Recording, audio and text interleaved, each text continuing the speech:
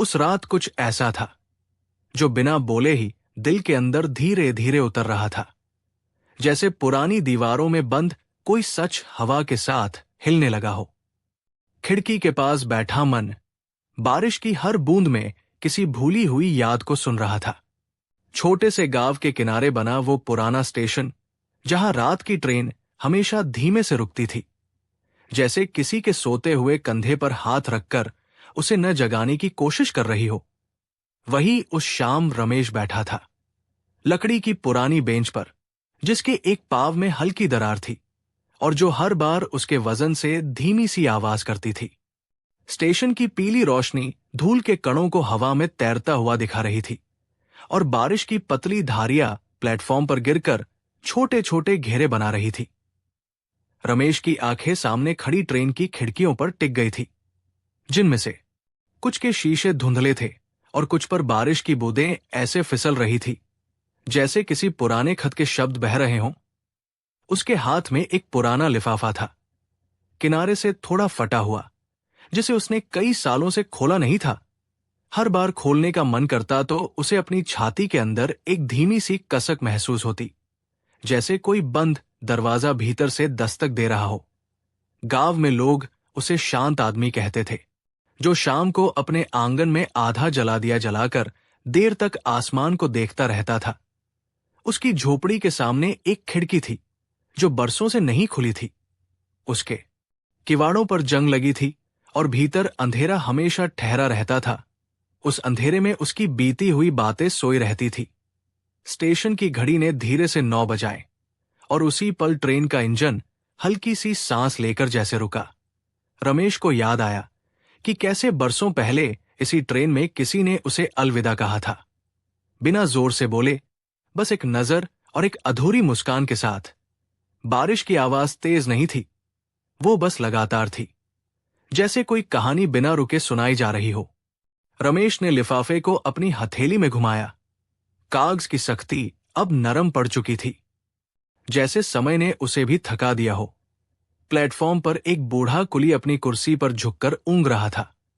उसकी लाल टोपी एक तरफ को झुकी हुई थी और पास ही एक बंद ताला पड़ा था, जो शायद किसी पुराने कमरे का था, और अब किसी को याद भी नहीं था कि उसकी चाबी कहाँ गई। रमेश के भीतर भी कुछ ऐसा ही बंद था, एक ताला जिसकी चाबी शायद उसी लिफाफे में छुपी थी। ट्रेन की एक खिड़की से हल्की पीली रोशनी बाहर आ रही थी और उस रोशनी में रमेश को अपना चेहरा किसी और का सा लगा, जैसे वो खुद को नहीं बल्कि अपने बीते हुए समय को देख रहा हो। उसे याद आया कि कैसे उस गांव की गलियों में कभी हंसी की आवाजें गूंजा करती थी, कैसे बारिश में मिट्टी की खुशबू किसी अपने के लौटने का वादा लगती थी। पर अब हर आवाज में बस एक इंतजार था। ट्रेन के दरवाजे खुले, कुछ लोग उतरे, कुछ चढ़े, और हर कदम के साथ रमेश के दिल में कोई पुरानी तस्वीर हिल गई। एक तस्वीर जिसमें 2 लोग थे, एक टूटी कुर्सी, एक आधा लिखा खत और एक खिड़की जिसके बाहर बारिश हो रही थी। तभी अचानक स्टेशन की बत्ती एक पल को झपकी और फिर स्थिर हो गई।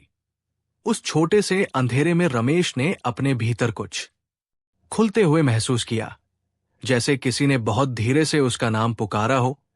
उसने लिफाफे को सीने से लगाया, आंखें बंद की, और पहली बार उसे लगा कि डर के नीचे कहीं उम्मीद की हल्की सी गर्माहट अब भी जिंदा है। ट्रेन ने सीटी नहीं दी, बस धीरे से आगे बढ़ गई और प्लेटफॉर्म पर रह गई बारिश, रोशनी और रमेश की वो खामोश सांस, जो अब पहले से थोड़ी हल्की थी। उस खामोश सांस के हल्के होने के बाद भी बारिश रुकी नहीं थी, बल्कि और धीमी होकर जैसे प्लेटफॉर्म पर बिछ गई हो। और रमेश वही खड़ा रहा, उस जगह पर जहां अभी अभी ट्रेन की आखिरी बोगी की परछाई फिसली थी। उसे लगा जैसे कुछ अधूरा अब भी हवा में टंगा है, और अगर वो अभी नहीं रुका तो वो फिर कई सालों तक भीतर बंद रह जाएगा। उसने धीरे से बेंच पर बैठकर अपनी पीठ लकड़ी के ठंडे तख्त से टिकाई। लकड़ी में समाई नमी उसकी कमीज के आर पार उतरती हुई दिल तक पहुंच रही थी।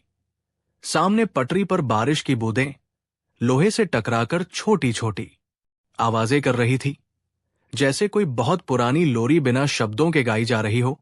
स्टेशन अब लगभग खाली था सिर्फ वही बूढ़ा कुली था जो अब जाग चुका था और अपनी कुर्सी के पास रखी टॉर्च को उलट पुलट कर देख रहा था। उसकी आंखों में भी एक थकान थी जो सिर्फ उम्र की नहीं, इंतजार की लगती थी। रमेश ने लिफाफे को फिर से देखा। उसकी उंगलियां अपने आप उस फटे हुए किनारे पर चली गई, जैसे वो कागज नहीं बल्कि किसी पुराने जख्म को छू रहा हो। उसे याद आया कि कैसे उस खत को उसने आखिरी बार अपने घर की उस बंद खिड़की के सामने बैठकर पढ़ने की कोशिश की थी, लेकिन हर बार पहले ही वाक्य पर उसकी आंखें धुंधली हो जाती थी। उस खिड़की के बाहर भी बारिश हो रही थी, ठीक ऐसी ही, और भीतर दिया आधा जलकर कांप रहा था। जैसे उसके भीतर का मन स्टेशन की घड़ी अब टिक टिक नहीं कर रही थी। शायद उसकी आवाज भी इस सन्नाटे में डूब गई थी। रमेश ने अपनी आंखें बंद की और उसे लगा कि वही पुरानी गली फिर से सामने आ गई है। मिट्टी की दीवारें जिन पर समय ने दरारें छोड़ दी थी, एक दरवाजा जो हमेशा आधा खुला रहता था, और भीतर से आती किसी के चलने की हल्की सी आवाज। वो आवाज जिसे वो बरसों से ढूंढता रहा था, हर शोर में, हर चुप्पी में। बारिश की एक ठंडी बूंद उसके हाथ पर गिरी और उसने आंखें खोल ली। प्लेटफॉर्म की पीली रोशनी अब और मध्यम लग रही थी, जैसे रात भी थककर बैठ गई हो। तभी उसे एहसास हुआ कि वो लिफाफा अब सिर्फ एक कागज नहीं रहा, बल्कि एक पुल बन गया है जो उसे उस वक्त से जोड़ रहा है जहां उसने कुछ कहने से पहले ही चुप्पी चुन ली थी। उसने बहुत धीरे से लिफाफा खोला। कागज की सरसराहट इतनी हल्की थी कि लगता था बारिश भी उसे सुनकर रुक जाएगी। भीतर वही खत था, याही थोड़ी फैली हुई, शायद आंसुओं से या शायद बारिश से।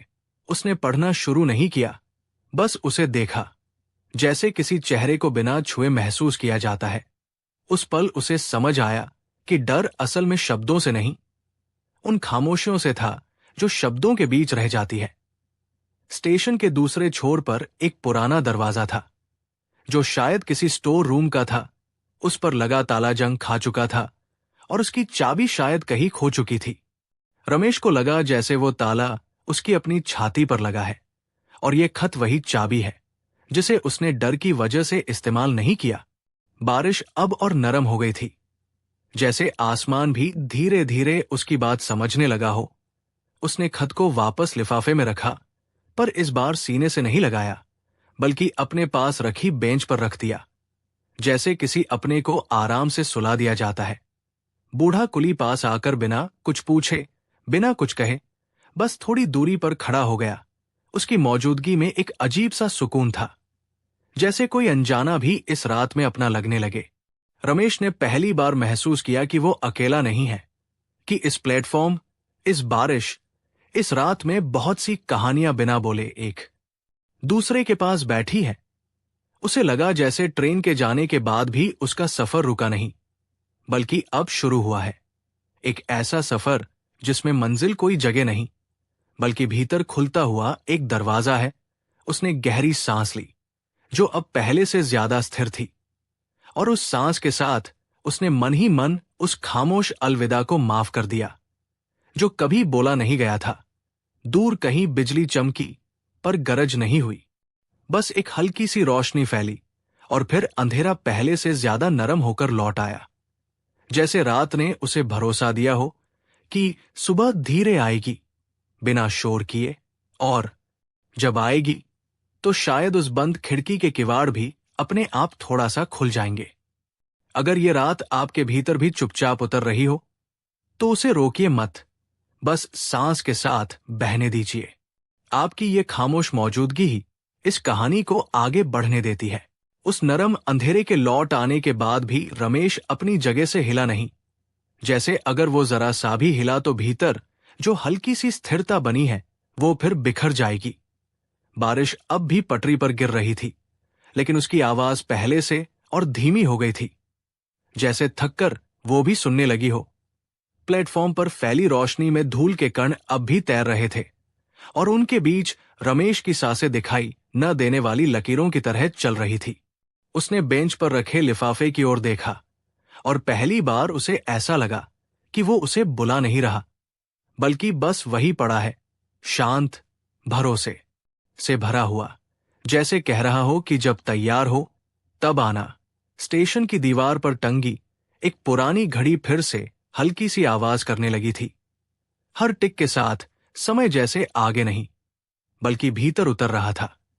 रमेश को अपने गांव की वो संकरी गली याद आई, जहां रात में सिर्फ एक पीली बत्ती जलती थी और उसकी रोशनी में दीवारों की दरारें और गहरी दिखती थी। उन्हीं दरारों में उसने अपनी बहुत सी बातें छुपा दी थी, बिना ये सोचे कि वे कभी बाहर आना चाहेंगी। बूढ़ा कुली अब फिर से अपनी कुर्सी पर बैठ गया था।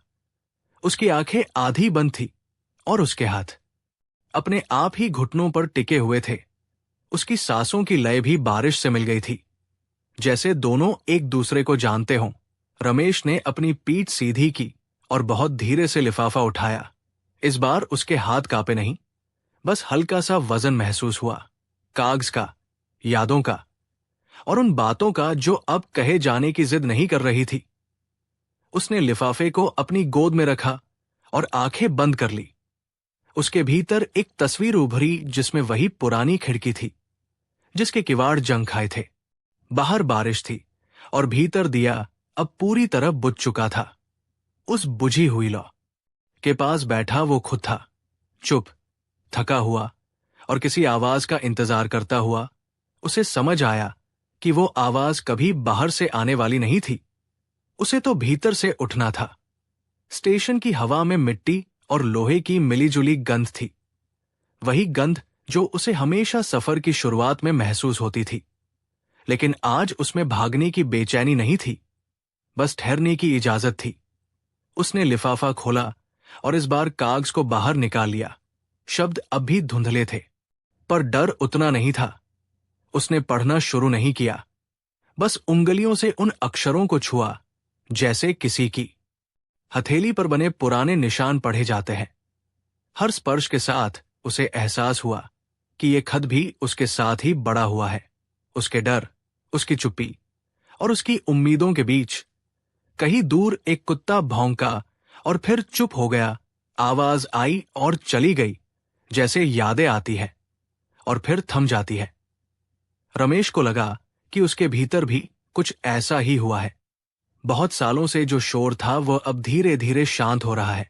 उसने खत को मोड़कर फिर से लिफाफे में रखा, लेकिन इस बार वो बंद नहीं किया, बस हल्का सा मोड़ दिया, जैसे किसी दरवाजे को पूरी तरह बंद नहीं, बस अधखुला छोड़ दिया जाए।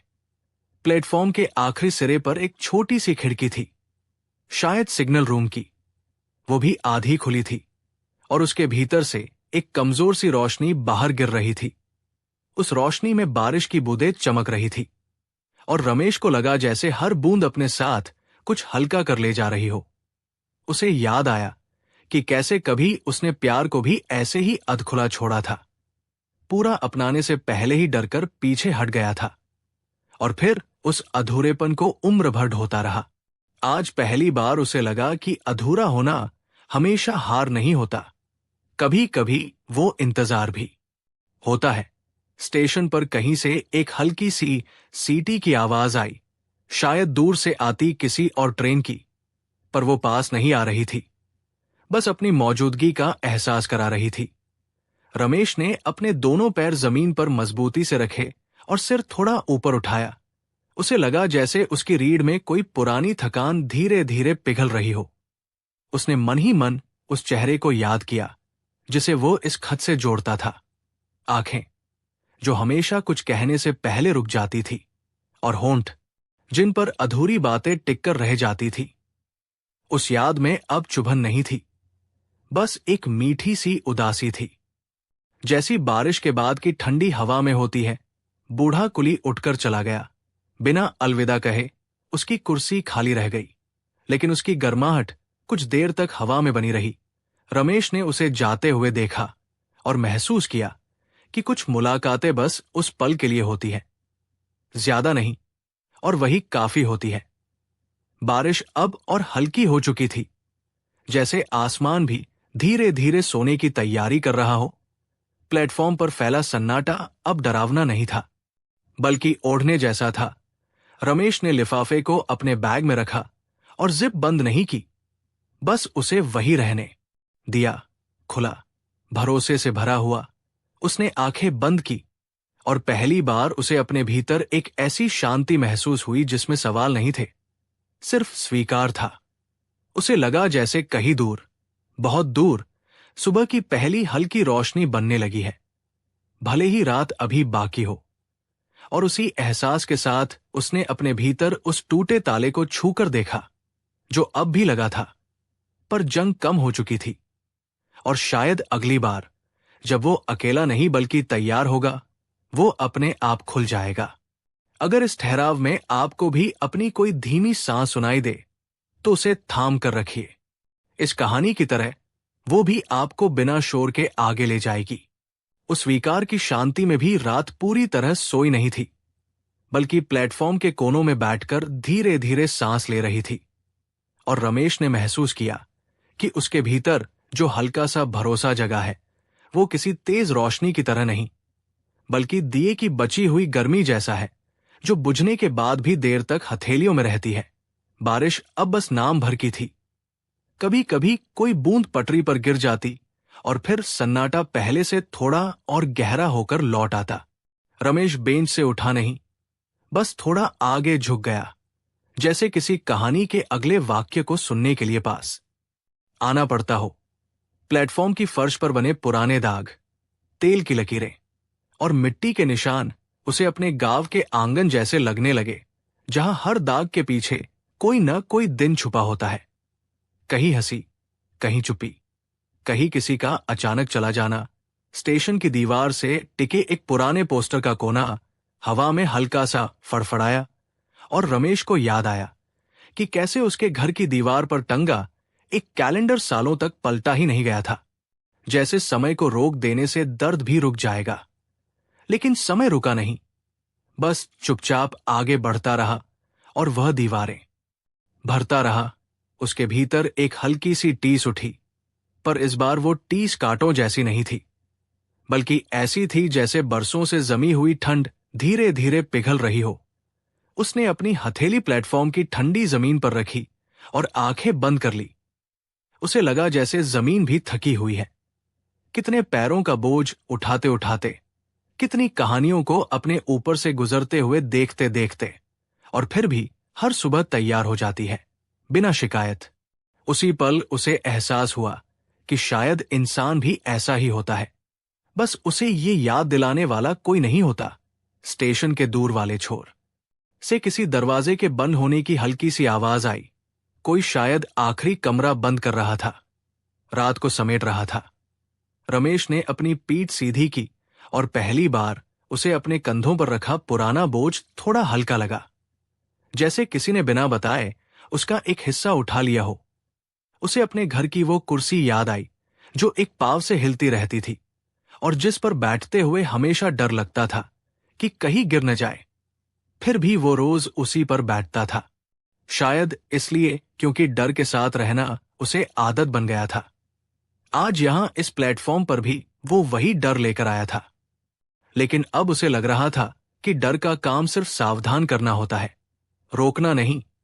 उसने अपने बैग की जिप को देखा जो अधखुली थी, और उसमें रखा लिफाफा उसे किसी जागते हुए सपने जैसा लगा, न पूरी तरह सामने, न पूरी तरह छुपा हुआ, बस मौजूद। स्टेशन की छत से टपकती पानी की एक बूंद उसके पास रखी लोहे की बाल्टी में गिरी और एक गोल सा घेरा बना। रमेश उस घेरे को देखता रहा जब तक वो मिट नहीं गया, और उसी के साथ उसे समझ आया कि हर दर्द भी ऐसा ही होता है, आता है, फैलता है, और अगर उसे रोका न जाए तो अपने आप ही धीमे से गायब हो जाता है। उसने गहरी सांस ली और उस सांस में पहली बार किसी को दोष नहीं दिया, न खुद को, न उस चेहरे को जो बरसों से उसके खतों में बंद था। उसने सोचा कि शायद माफी का मतलब भूल जाना नहीं होता, बल्कि याद को इतना हल्का कर देना होता है कि वो चलने में रुकावट न बने। प्लेटफॉर्म पर लगी एक ट्यूबलाइट हल्की सी झपकी और फिर स्थिर हो गई। उस पल के अंधेरे में रमेश ने अपने भीतर एक पुरानी परछाई देखी जो अब डराने वाली नहीं थी, बस थकी हुई थी, जैसे बहुत चल चुकी हो। उसने मन ही मन उससे कहा कि अब तुम आराम कर सकती हो।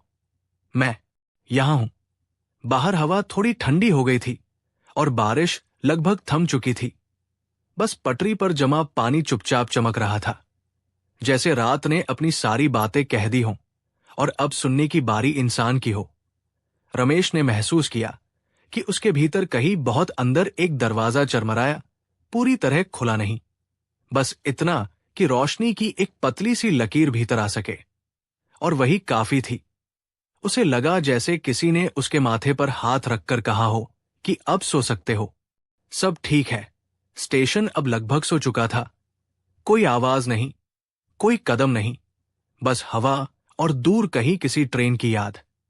रमेश ने अपनी आंखें बंद की और पहली बार उसे नींद से डर नहीं लगा।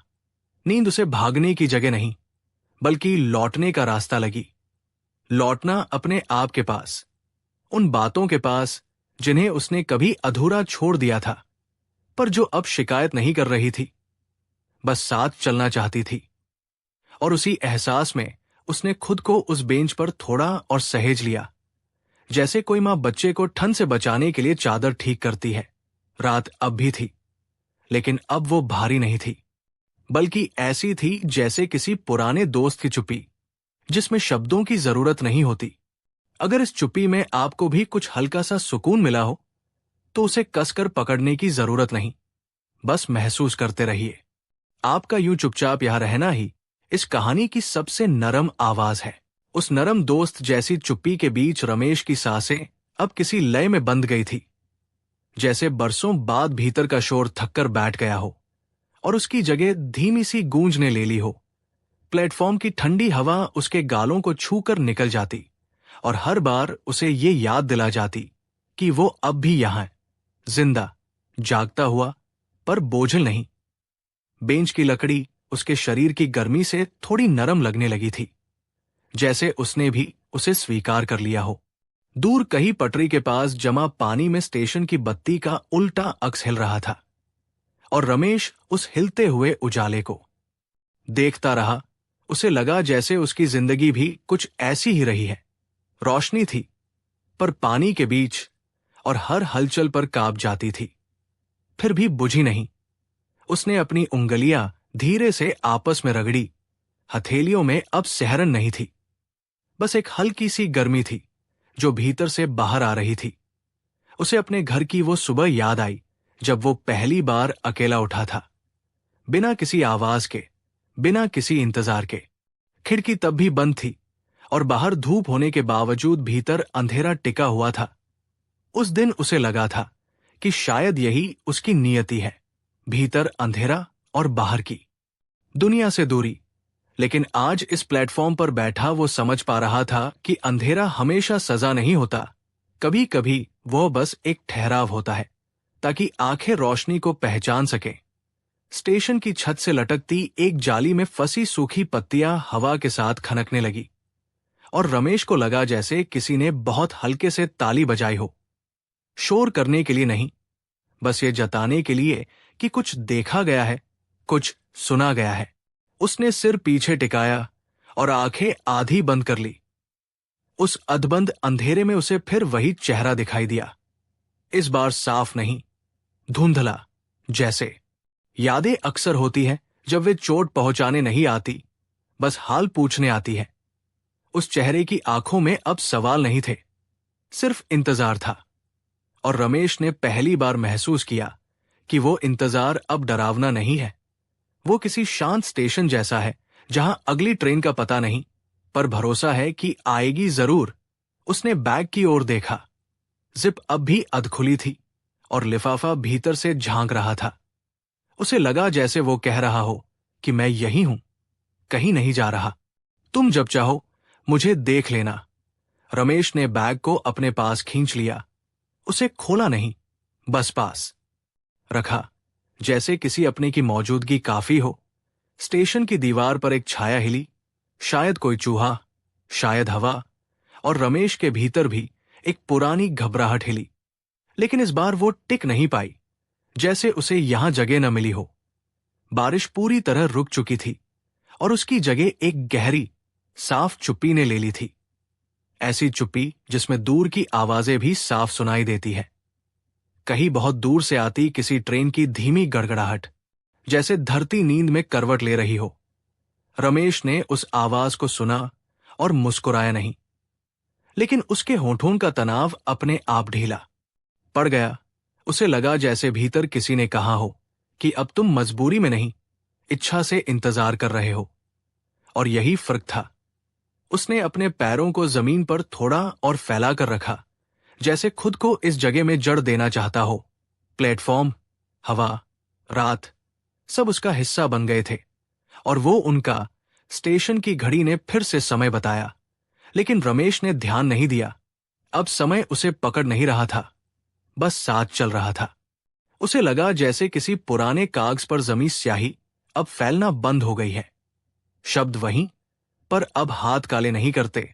उसने गहरी सांस ली और उस सांस में एक नाम उभरा। बोला नहीं गया, बस महसूस किया गया। और वो नाम अब भारी नहीं था। वो किसी फूल की तरह था जिसे यादों की किताब में दबाकर रखा गया हो। खुशबू हल्की पर सुकून देने वाली। रात अब सचमुच सोने लगी थी। स्टेशन की बत्तियां एक एक करके मध्यम हो रही थी, और रमेश को लगा जैसे ये जगह उसे धीरे से कह रही हो कि अब तुम भी आराम कर सकते हो। कुछ भी साबित करने की जरूरत नहीं, कुछ भी थामने की मजबूरी नहीं, बस होना काफी है। और उसी एहसास में उसने अपने भीतर उस लंबे इंतजार को पहली बार प्यार से देखा, जैसे कोई पुराना दोस्त जो बहुत देर से साथ है। और अब समझ में आया है कि वो दुश्मन नहीं था, बस अकेला था। और अब अकेला नहीं है। अगर इस इंतजार की नरमी आपको भी छू रही हो, तो उसे सवालों में मत बांधिए, बस रहने दीजिए। जैसे रात खुद को सुबह के हवाले कर देती है, बिना कुछ कहे। उस बिना कहे सौंपे गए भरोसे के साथ रमेश की पलकों पर नींद की हल्की परछाई उतरने लगी थी।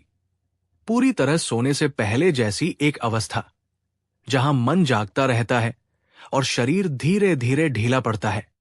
प्लेटफॉर्म की ठंडी जमीन अब उसे ठंडी नहीं लग रही थी, बल्कि किसी पुराने आंगन जैसी लगने लगी थी, जहां रात को चारपाई डाल दी जाती है और ऊपर खुला आसमान बिना सवाल देखता रहता है।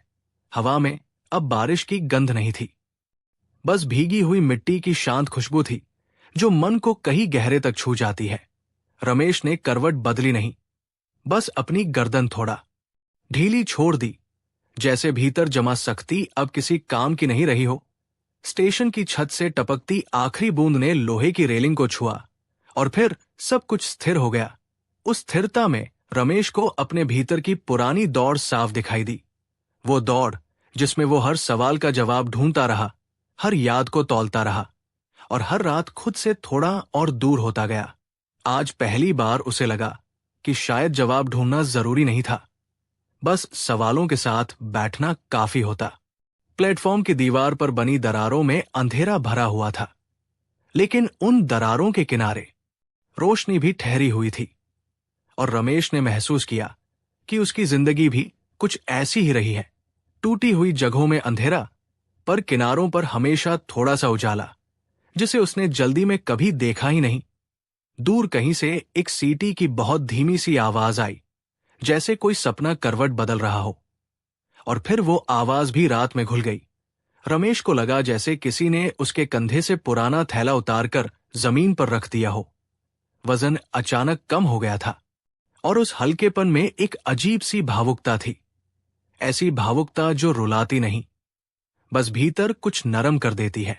उसे याद आया कि कैसे उसने कभी प्यार को संभालने के डर से उसे दूर रखा था, जैसे कोई नाजुक चीज जो हाथ लगते ही टूट जाएगी। लेकिन आज उसे समझ आ रहा था कि कुछ चीजें टूटने से नहीं, थामे न जाने से टूटती है। स्टेशन की बत्ती के नीचे पड़ा उसका साया अब साफ नहीं दिख रहा था। रोशनी मध्यम हो चुकी थी, और साया जैसे उसमें घुल गया था।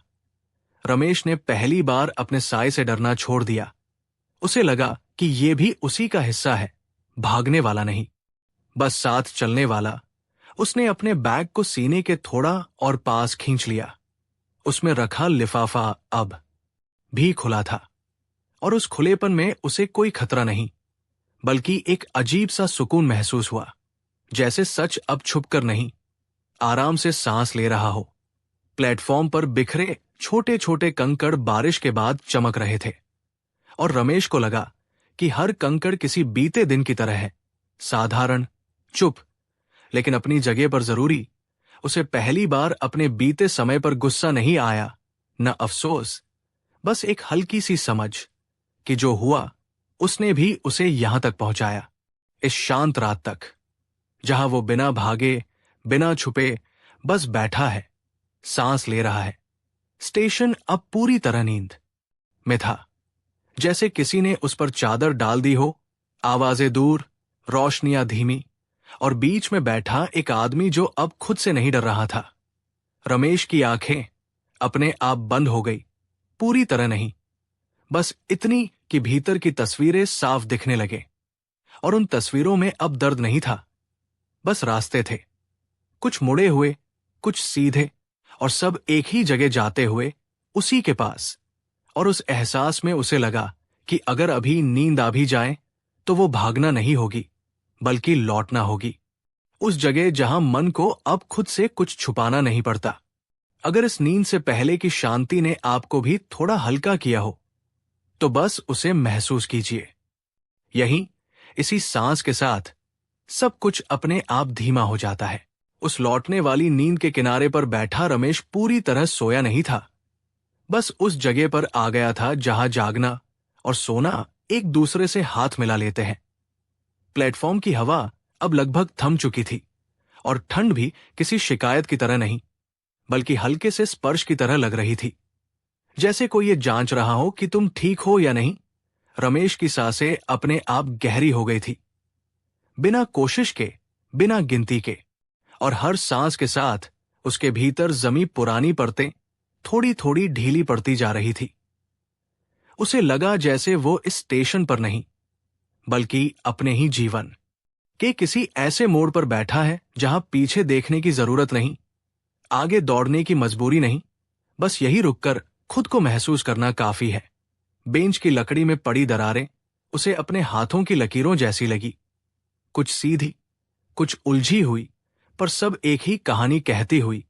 पास पड़ी खाली कुर्सी पर अब कोई नहीं था, लेकिन उसकी खालीपन भी बोझ नहीं लगा, बल्कि ऐसा लगा जैसे कुछ जगह जानबूझकर खाली छोड़ी जाती है, ताकि मन वहां थोड़ी देर बैठ सके। स्टेशन की छत से लटकती तारें हवा के बिना भी हल्का हल्का हिल रही थी, शायद दिन की याद में। और रमेश को लगा कि उसके भीतर भी कुछ ऐसा ही हिल रहा है, बिना कारण, बस इसलिए क्योंकि अब डर नहीं था।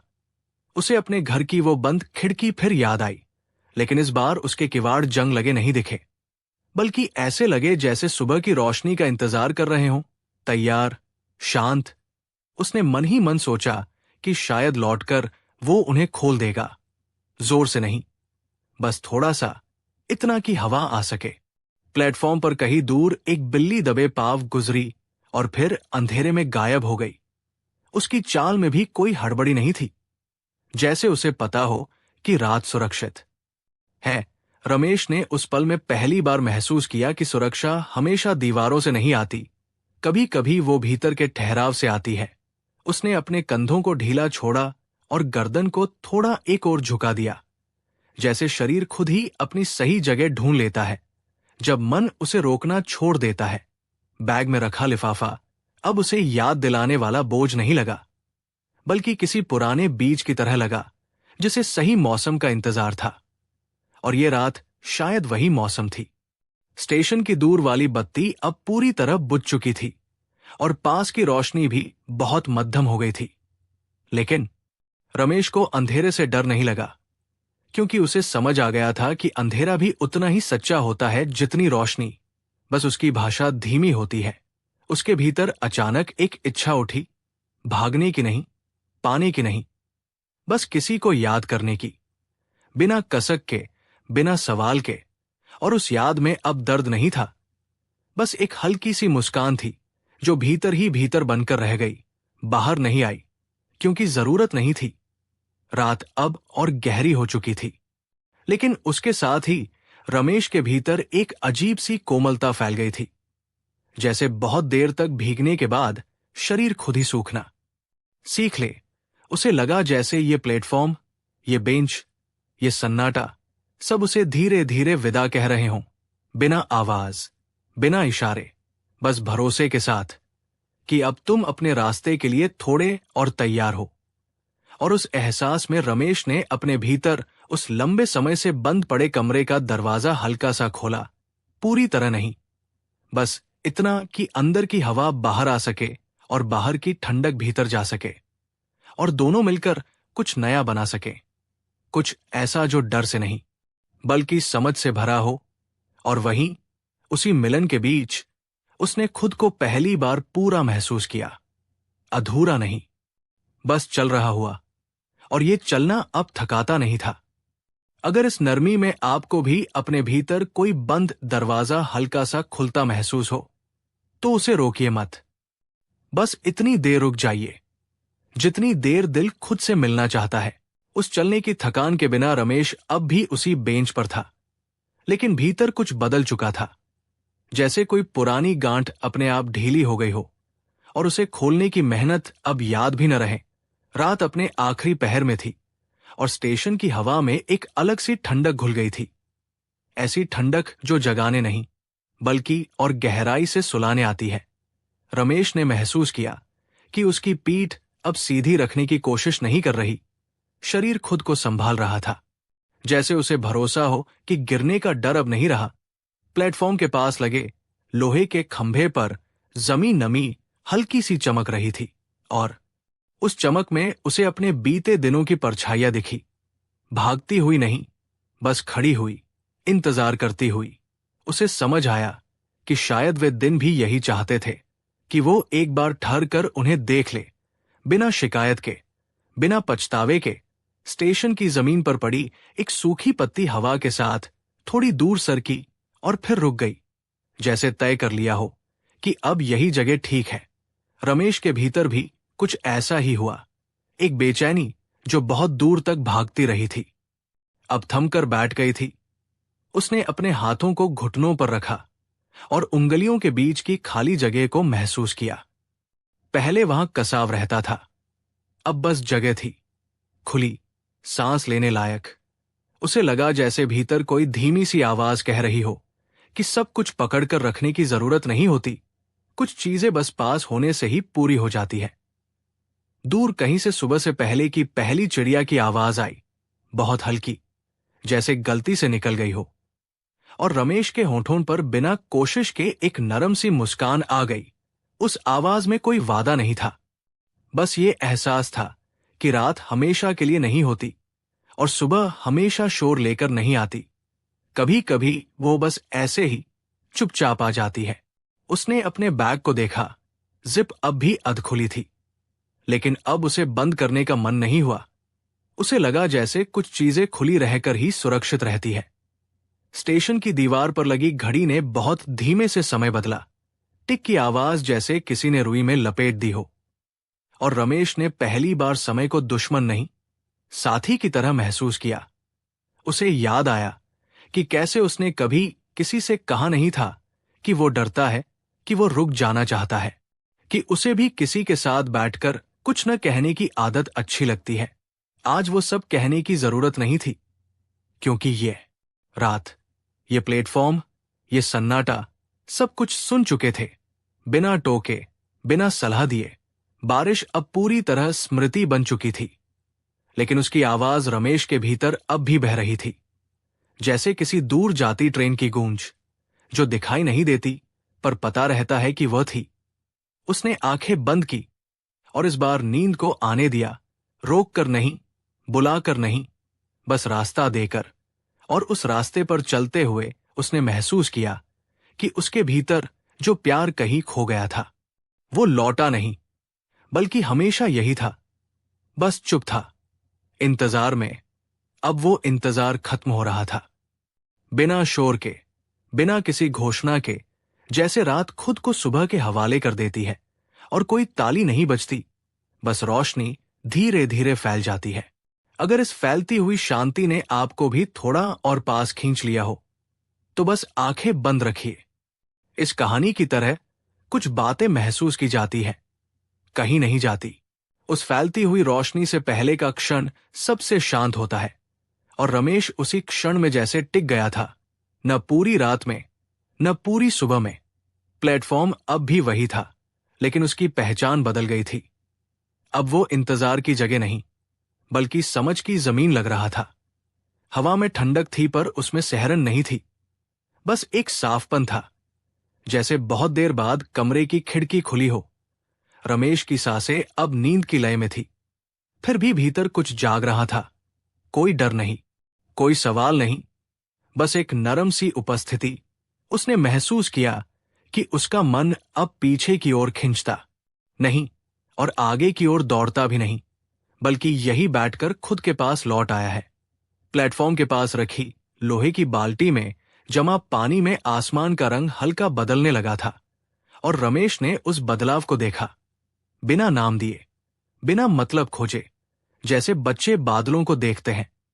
स्टेशन की दीवारों पर चिपकी नमी अब सूखने लगी थी, और दीवारों की दरारें उतनी गहरी नहीं लग रही थी। शायद रोशनी ने उन्हें छू लिया था, या शायद देखने वाली आंखें बदल गई थी। उसे लगा कि यही फर्क होता है। चीजें नहीं बदलती, नजर बदल जाती है। दूर कहीं से किसी गांव के मुर्गे की आवाज आई, बहुत दूर, बहुत हल्की, जैसे सुबह खुद को याद दिला रही हो कि वो आ रही है। लेकिन अभी नहीं, अभी थोड़ा ठहरना है। रमेश के भीतर भी यही भाव था। जाने की जल्दी नहीं, रुकने का डर नहीं।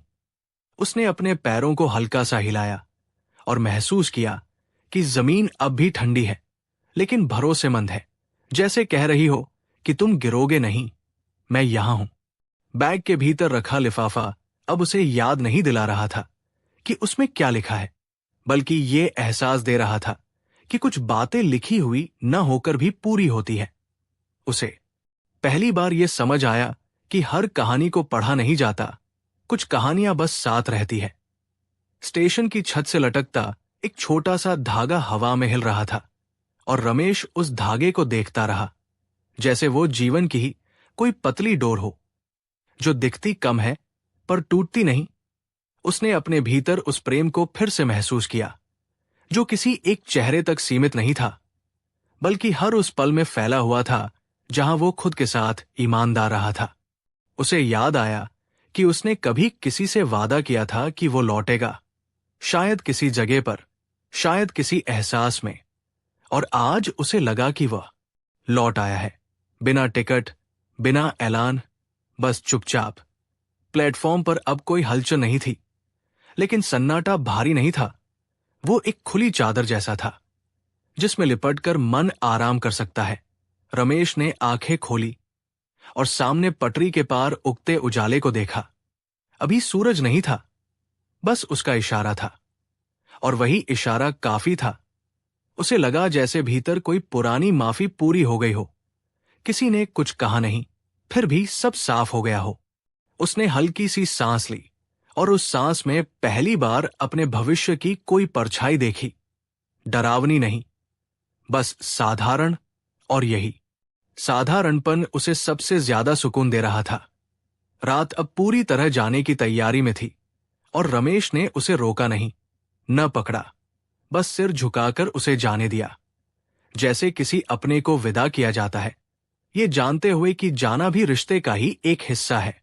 और उसी विदा के साथ उसने महसूस किया कि उसका दिल अब खाली नहीं, बल्कि खुला हुआ है, तैयार, बिना शोर के, बिना हड़बड़ी के। अगर इस खुलेपन में आपको भी अपनी कोई पुरानी थकान उतरती हुई लगे, तो उसे जाने दीजिए। कुछ विदाइयां भीतर जगह बनाने के लिए होती है, और यही उनका सबसे नरम सच होता है। उस नरम विदा के बाद रमेश ने महसूस किया कि सुबह अब उसके बहुत पास आ चुकी है, लेकिन उसने आंखें पूरी तरह खोली नहीं, जैसे किसी अच्छे सपने को आखिरी पल तक महसूस करना चाहता हो। प्लेटफॉर्म पर फैलती हल्की नीली रोशनी उसके चेहरे को छूकर लौट जा रही थी, और उस स्पर्श में कोई जल्दबाजी नहीं थी, बस एक भरोसा था कि सब अपने समय पर होगा। स्टेशन की ठंडी हवा अब बदलने लगी थी। उसमें रात की नमी कम और दिन की सादगी ज्यादा थी, जैसे कोई इंसान बहुत रोने के बाद शांत हो जाए। रमेश ने अपने हाथों को घुटनों पर टिकाए रखा और महसूस किया कि उंगलियों में अब वो पुराना कसाव नहीं रहा, जैसे उन्हें भी पता चल गया हो कि अब चीजों को कसकर पकड़ना जरूरी नहीं। प्लेटफॉर्म के पास खड़ी बेंच पर जमी ओस की बूंदें चमक रही थी और रमेश को लगा जैसे हर बूंद में कोई अधूरी बात पूरी होकर ठहरी हो। उसे अपने घर की याद आई, लेकिन इस बार वो घर बोझ नहीं लगा, बल्कि किसी इंतजार की तरह लगा। ऐसा इंतजार जो शिकायत नहीं करता, बस मौजूद रहता है। उसने सोचा कि लौटकर वो वही खिड़की खोलेगा जिसे उसने बरसों से बंद रखा था। बहुत ज्यादा नहीं, बस इतना कि सुबह की हवा अंदर आ सके और पुरानी गंध बाहर जा सके। स्टेशन की दूर वाली पटरी से किसी ट्रेन के आने की हल्की सी आवाज सुनाई दी। अभी वो दिखाई नहीं दे रही थी, बस महसूस हो रही थी।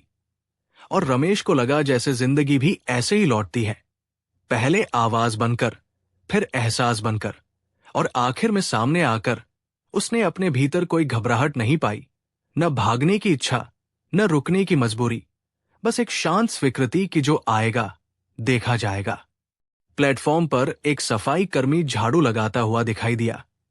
उसकी हर चाल में एक साधारण सी निरंतरता थी, जैसे वो कोई बड़ा काम नहीं, बस रोज का काम कर रहा हो।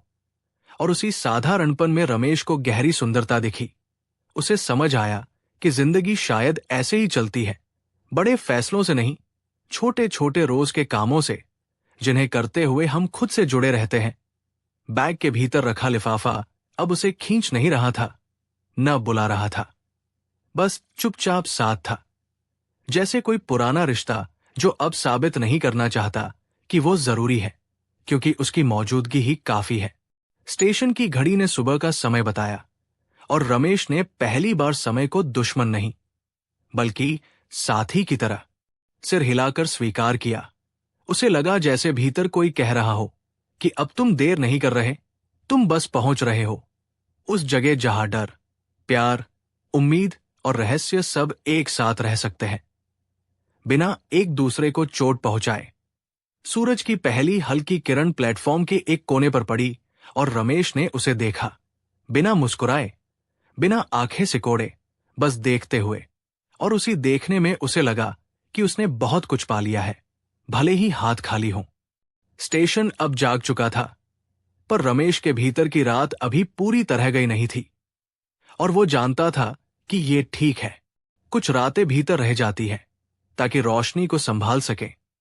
और उसी संतुलन में उसने अपने भीतर एक बहुत पुरानी बात को आखिरकार माफ कर दिया, बिना नाम लिए, बिना कहानी बनाए। जैसे किसी ने धीरे से सिर पर हाथ रखकर कह दिया हो कि अब काफी है। अगर इस सुबह की हल्की रोशनी ने आपके मन को जरा भी शांत किया हो, तो बस उसे महसूस कीजिए। कभी कभी यही रुकना आगे बढ़ने का सबसे सच्चा तरीका होता है। उस अब काफी है कि नरमी के साथ रमेश ने पहली बार महसूस किया कि उसके भीतर कुछ भी साबित करने की इच्छा नहीं बची है। सुबह की रोशनी अब प्लेटफॉर्म पर फैल चुकी थी, लेकिन वो तेज नहीं थी। जैसे रात से सीखा हुआ धीमापन अभी छोड़ा न हो। हवा में हल्की ठंडक थी और साथ ही चाय की बहुत हल्की सी खुशबू। कहीं स्टेशन के बाहर कोई केतली चढ़ा रहा था। रमेश ने आंखें खोली और इस बार उसे दुनिया भारी नहीं लगी, न बहुत सुंदर, बस ठीक लगी, वैसी जैसी होती है जब मन लड़ना बंद कर देता है। प्लेटफॉर्म पर अब कुछ लोग दिखाई देने लगे थे। कोई अखबार मोड़ रहा था, कोई बैग कंधे पर डाल रहा था। उनकी आवाजें भी धीमी थी, जैसे वे इस सुबह को डराना नहीं चाहते हों। रमेश ने देखा कि बेंच पर जमी ओस अब सूखने लगी है और लकड़ी का रंग बदल रहा है, और उसे लगा जैसे उसके भीतर भी कुछ ऐसा ही हो रहा है। जो गीला था, भारी था, वो अब अपने आप हल्का हो रहा है। उसे अपने जीवन के उन सालों की याद आई जब वो हर सुबह खुद से एक सवाल पूछता था कि क्या वो ठीक है, और हर बार जवाब टल जाता था। आज उसने वो सवाल नहीं पूछा, क्योंकि भीतर कोई शोर नहीं था जो जवाब मांगे। उसने अपने पैरों को जमीन पर टिकाया और उठने की तैयारी की, लेकिन जल्दी नहीं की, जैसे जानता हो कि ये उठना भागना नहीं है, बस आगे बढ़ना है। बैग उठाते समय उसकी उंगलियां लिफाफे से टकराई, और इस बार उस स्पर्श में कोई कसक नहीं थी, बस एक स्वीकार था कि ये भी मेरे साथ है और मैं भी इसके साथ हूं। स्टेशन की दीवार पर लगी घड़ी साफ दिखाई दे रही थी और समय अब छुपा हुआ नहीं था, वो खुलकर सामने था। और रमेश को उससे डर नहीं लगा। उसने सोचा कि शायद अब वो अपने घर लौटेगा, उस बंद खिड़की को खोलेगा, पुराने कमरे में झाड़ू लगाएगा, दिए को पूरी तरह जलाएगा, आधा नहीं, और अगर धुआं भी होगा तो उसे सह लेगा, क्योंकि रोशनी बिना धुएं के नहीं आती। प्लेटफॉर्म पर खड़ा एक बच्चा अपनी मां का हाथ पकड़कर ट्रेन की ओर देख रहा था। उसकी आंखों में डर नहीं, बस जिज्ञासा थी। और रमेश को लगा जैसे उसने खुद को बहुत समय बाद उसी जगह पाया है जहां सवाल बोझ नहीं बल्कि रास्ता होते हैं। ट्रेन की आवाज अब पास आ रही थी, लेकिन इस बार वो जाने के लिए नहीं, आने के लिए थी। और ये फर्क रमेश ने अपने सीने में साफ महसूस किया।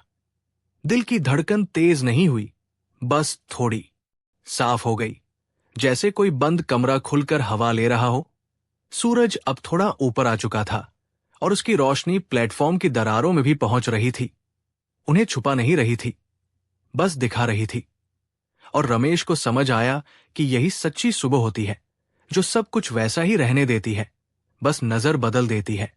उसने गहरी सांस ली और अपने भीतर उस लंबे सफर को धन्यवाद कहा जो उसे यहां तक लाया था, बिना सीधे रास्तों के, बिना जल्दी के। और उसी धन्यवाद के साथ उसने अपने भीतर पहली बार भविष्य को कोई वादा नहीं दिया, बस जगह दी, ताकि वह जब आए तो खाली नहीं बल्कि खुला दिल पाए। अगर इस खुली सुबह में आपको भी अपने भीतर थोड़ी जगह बनती महसूस हो, तो उसे भरने की जल्दी मत कीजिए। कुछ जगह खाली रहकर ही हमें पूरा करती है। उस खुली जगह के एहसास के साथ रमेश ने आखिरकार बेंच से उठने का मन बनाया, लेकिन उठने से पहले वो एक पल और रुका, जैसे किसी पुराने दोस्त के पास से जाने से पहले आखिरी बार उसकी चुप्पी को देख लिया जाता है।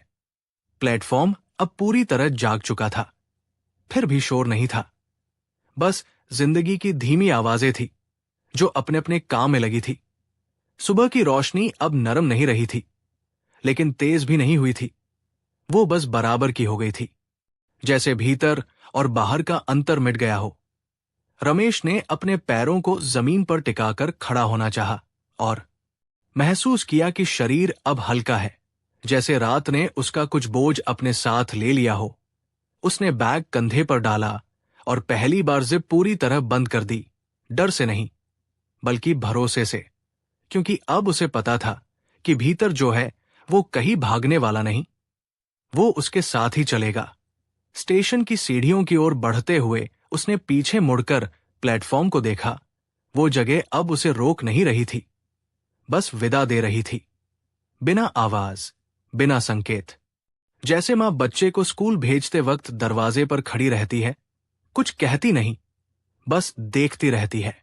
बाहर की सड़क पर सुबह की हलचल थी, लेकिन रमेश के भीतर अब भी रात की एक पतली सी रेखा बची हुई थी, और वो जानता था कि उसे मिटाने की जरूरत नहीं। वही रेखा उसे याद दिलाएगी कि वो कहां से गुजरा है। उसने चलते चलते अपने भीतर उस चेहरे को फिर महसूस किया। इस बार कोई दूरी नहीं थी, न पास आने की बेचैनी, बस एक शांत मौजूदगी थी, जैसे कुछ रिश्ते शब्दों से नहीं, समझ से चलते हैं। आसमान अब साफ था, बादल पीछे छूट चुके थे और हवा में बारिश की जगह धूप की हल्की गर्मी थी। रमेश ने गहरी सांस ली और पहली बार उसे लगा कि ये सांस किसी सवाल का जवाब नहीं, बस जिंदगी का स्वीकार है। उसने सोचा कि आज वो घर जाकर खिड़की खोलेगा, फर्श साफ करेगा, दिए को पूरा जलाएगा, और अगर कोई याद सामने आएगी तो उससे न लड़ेगा, न भागेगा, बस उसे चाय की तरह ठंडा होने देगा।